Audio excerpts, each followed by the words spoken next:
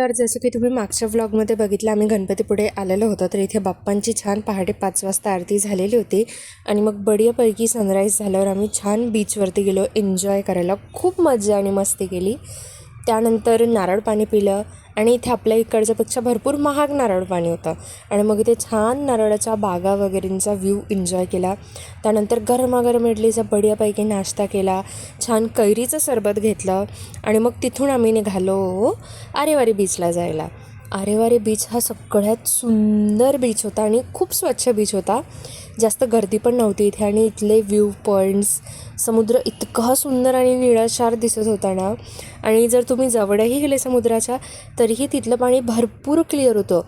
त्या बीचवरती इतके शिंपले होते, बऱ्याच वेगळ्या वेगळ्या रंगांचे प्रकारचे शिंपले होते. मी तिथून खूप शिंपले जमा केले आणि तिथे समुद्रावरती बसून छान संत्र्यांचा आस्वाद घेतला आणि मग तिथून आम्ही निघालो रत्नदुर्ग बीचवरती. हा तिथला व्ह्यू पॉईंट आहे आणि मग तिथे छान बढियापैकी गोला खाल्ला, शिवसृष्टी बघितली. आणि तुम्हाला याचा मोठा व्हिडिओ बघायचा असेल तर माझ्या यूट्यूब चॅनलवरती मी लवकरच अपलोड करणार आहे. तिथे पण नारळ पाणी घेतलं आणि छान नारळाची मलाई खाल्ली.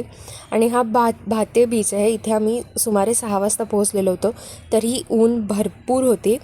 आणि मग दिवसाचा शेवट झाला पावसमध्ये स्वामी स्वरूपानंदांच्या मंदिराचे दर्शन करून.